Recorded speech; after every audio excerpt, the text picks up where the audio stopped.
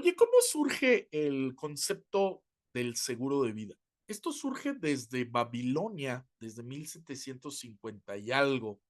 Estoy hablando de 4000 años atrás, en la Babilonia, que era la época tecnológica de ese tiempo, que ya usaban el hierro, que ya usaban el concepto de la marítimo, de los barcos, de la guerra.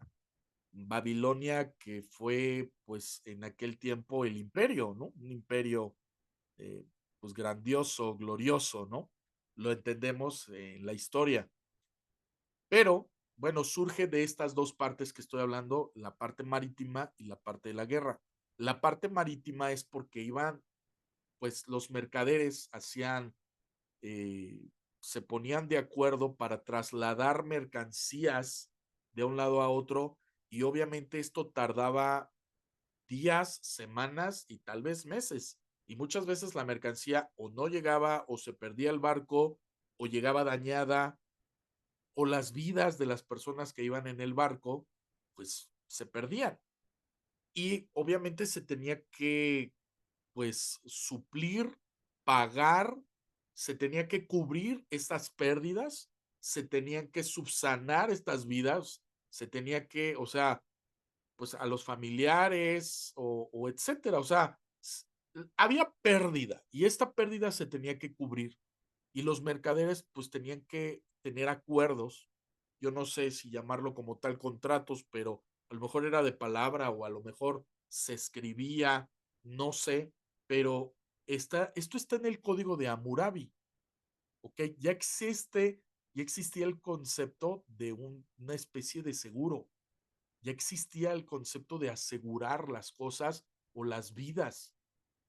Ahora, hablando del tema de la guerra, creo que es más entendible porque cuando iban los soldados a la guerra, ¿ok?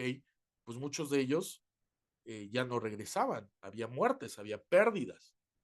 ¿Y qué pasaba entonces con las familias, con las viudas o con los hijos de estas personas? Entonces, obviamente el gobierno pues suplía esta parte, los indemnizaba o los aseguraba y les daba, pues obviamente seguía pagando el sueldo o seguía pagando pues esta situación con estas personas. Fíjate qué interesante. De ahí nace el concepto de seguro de vida. Obviamente la vida ha cambiado. Hoy pues la época, el clima, todo es totalmente diferente, pero el tema del riesgo y el tema de la pérdida sigue siendo la misma. No sabemos cuándo vamos a morir, no sabemos, digo, Dios guarde, pero pues si sales, si vas a regresar a casa, ¿qué pasaría con los tuyos?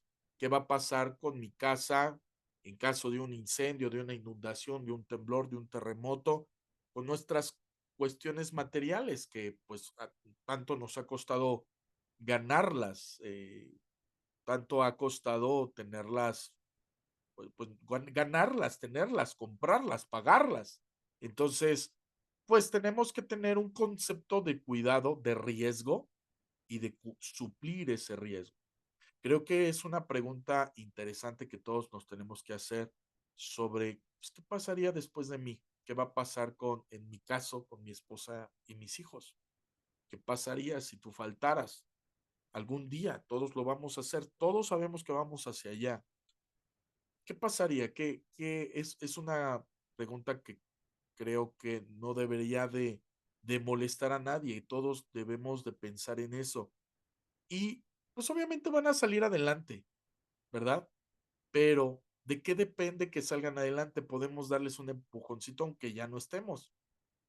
En vida les heredamos una cantidad específica que fuimos con una aseguradora y les dejamos, pues obviamente, ahí una buena cantidad, unos millones de pesos, para que salgan adelante por lo menos los primeros años, de 5 a 7 años. Dicen que una familia sale adelante, eh, pues tarda más o menos unos de 5 a 7 años o 10, tal vez muchas familias, eh, pues para poder suplir, suplir.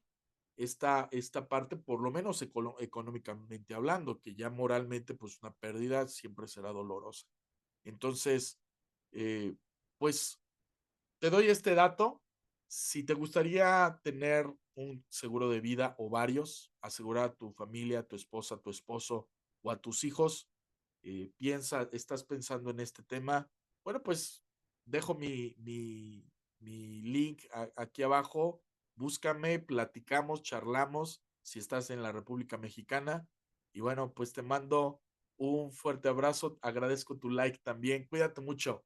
Bendiciones.